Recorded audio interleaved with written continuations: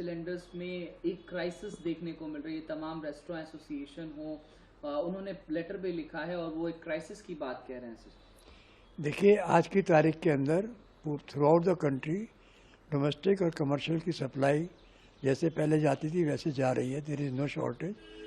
और कोई भी गवर्नमेंट हो या कोई भी मैन्युफैक्चर होता है, जितनी उसकी 1 महीना 1.5 महीने की मार्केटिंग होती है या रिक्वायरमेंट होती है, उसका बफर स्टॉक उनके पास होता है। और हमारे केस में एक एडवांटेज और ये है कि हमारे 75% जो डोमेस्टिक कंज्यूमर्स हैं और जो कमर्शियल सिलेंडर्स पर लेने वाले हैं, कमर्शियल के बाद बैंक होता है। अगर किसी के पास 20 सिलेंडर का एक बैंक लगा हुआ है किचन के अंदर, तो 20 सिलेंडर का किचन में बैंक दूसरा लगा होता है स्टैंड बाई के लिए, क्योंकि किचन तो 1 सेकंड भी नहीं रुक सकता होटल के अंदर।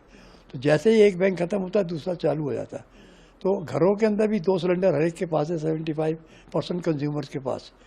तो इतना स्टॉक तो अभी कस्पर के पास है 10-12 दिन के पास। जिसके पास 1 सिलेंडर है उसको टॉप प्रायोरिटी दी जा रही है कि उसको 24 घंटे के अंदर सिलेंडर दे दिया जाए।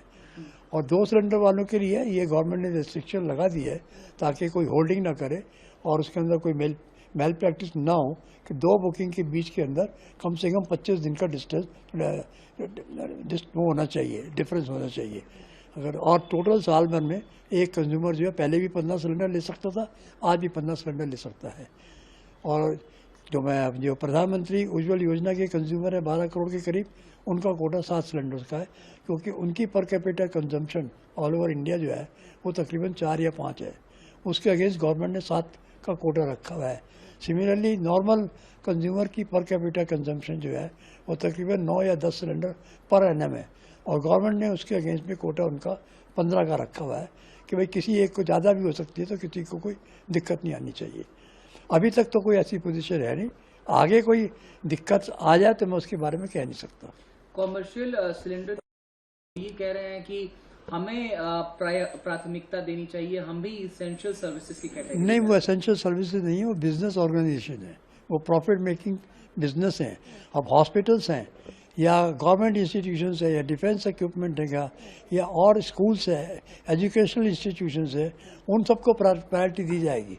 These are all profit making organisations, they are capable of making some alternate arrangement.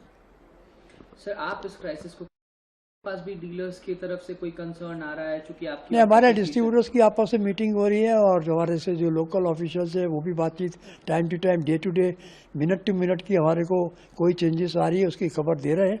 और आज की तारीख तक अभी तक कोई ऐसी चीज़ नहीं है। हाँ, गवर्नमेंट ऑफ इंडिया ने अपनी तरफ से एक प्लान भी बना रखा है in case of any eventuality, तो वो ये स्टेप्स लेंगे। Domestic sector is the top priority, वो किसी भी हालत के अंदर डिस्टर्ब नहीं होने देंगे। बाकी कमर्शियल के अंदर हॉस्पिटल्स, जैसे मैंने पहले बताया, hospitals, educational institutions, defence organisations और गवर्नमेंट डिपार्टमेंट्स, ये जो हैं कि सब वर्किंग एसेंशियल सर्विसेज, उनको उनकी सप्लाई का पूरा इंतजाम किया जाएगा। अगर कभी कोई कमी पड़ेगी तो प्रॉफिट मेकिंग ऑर्गेनाइजेशन जो है या एस्टेब्लिशमेंट जो है उनको शायद कोई, वो भी आज की तारीख में नहीं है, आगे होगी तो जब पता चलेगा। क्योंकि